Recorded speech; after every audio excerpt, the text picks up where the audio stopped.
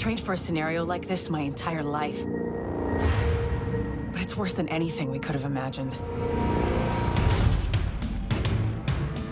The map behind me right now shows how quickly a weaponized version of smallpox will spread.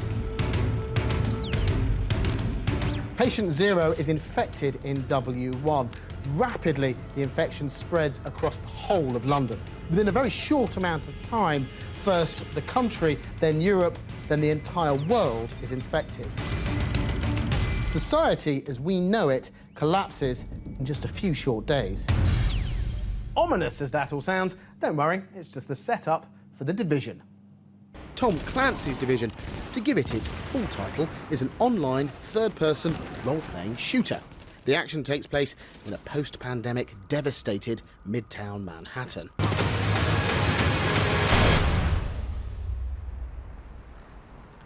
In the fiction of the game, the smallpox virus is spread via infected banknotes. As the notes are passed from person to person, so is the illness. Order breaks down in New York City as death and disease spread. Criminals escape from prisons, militias arm themselves, cats marry dogs, and some very, very naughty boys and girls rule the streets.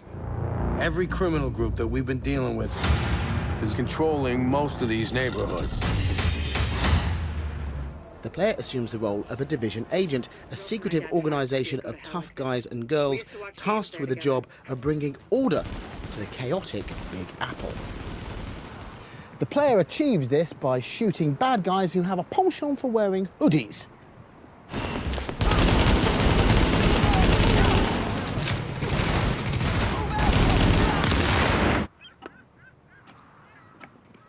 I never did get my Scouts Outdoor Survival badge, and weirdly, by nicking things that you find lying around in the game, or, in the parlance of the world, looting. This combination of shooting and then looting is at the heart of the game, and it's primarily how the player manages to level up, a big part of the role-playing experience. Not all New Yorkers that you meet are bad guys. Found items can be especially helpful when you meet innocent civilians. In combat, using cover is crucial. Hide behind a vehicle or wall and pop around to lay fire on a target and wear down its health until it expires. Some enemies aren't as smart as they could be, seemingly running without a care in the world at the player, making that old mistake of bringing a baseball bat to a gunfight. Okay, time to try out multiplayer in The Division. Warning, hostile presence detected. There's a big focus on combat with teammates, and here it's useful to take advantage of the unlockable skills like tech and medical. Bringing these different skills to bear as it all kicks off will no doubt play a big part of multiplayer encounters.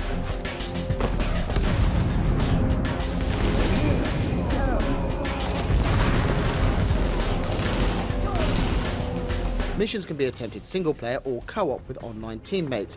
Player versus player combat occurs in the Dark Zone, and this is where the rare and unusual loot will be found as well. Not anyone could hold it. Now it's a no man's land. You can interact with quite a lot of the environment. Opening, closing car doors, shooting through them. As with all RPGs, the more bad guys you take out, the more items you discover, and the more missions completed, you gain XP and your character levels up. Dispatch, situation outside is now under control. Now let's rebuild our base. Go on in and have a look around. Your base of operations is where you tool up for missions, upgrade kit, and gain intel. If you played a certain sci-fi shooter designed by Bungie, this sort of setup will be familiar.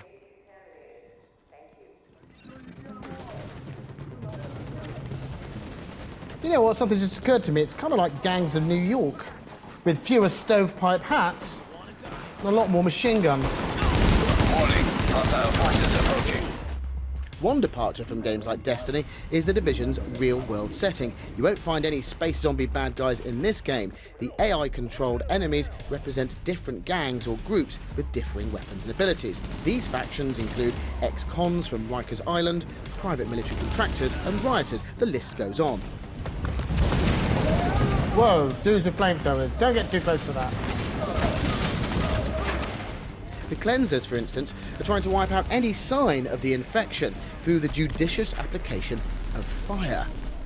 Wandering around with a container full of flammable liquid on their back provides a tempting target for the player.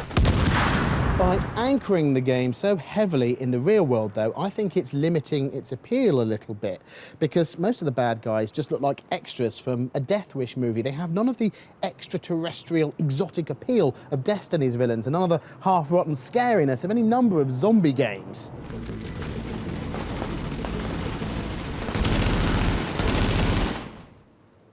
I don't know, call me old-fashioned. I just think there's something a bit more exciting about taking out angry ETs with Asbos as opposed to just shooting wave after wave of potty-mouthed generic thug.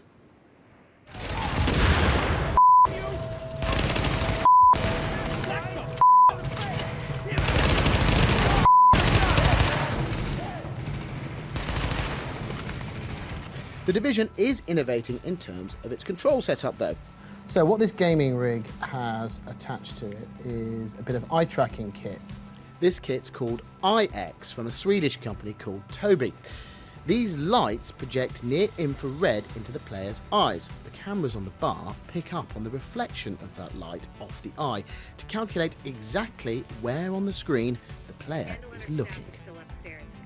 Get used to the eye tracking really quickly, it's quite seamless.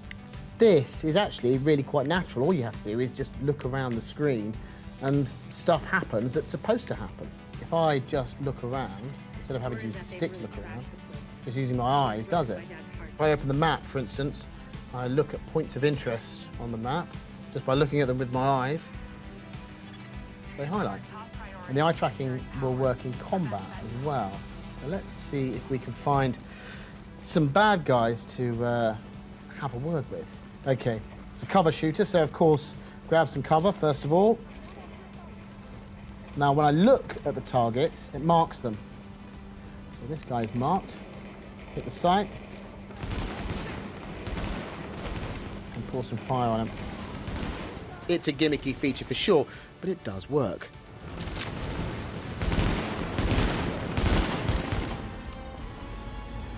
It's difficult to get a real idea of what the Division's going to be like before the servers are switched on and the gaming public is let loose in its devastated version of the city that never sleeps. We're told there's going to be a host of DLC planned, and it's really likely that this game will evolve dramatically once people start playing it in earnest. Hostile forces approaching. Here's something that's worth pondering. There are tons and tons of movies, books, comic books and video games which are concerned with apocalyptic or end-of-the-world scenarios, whether it's caused by zombies chomping people's faces off, or disease, or a giant war. And they say that art reflects the spirit of the age in which it's made. If that is the case, what does this particular game and games like it say about the age in which we live right now? Ooh, deep! These are my people. This is my city.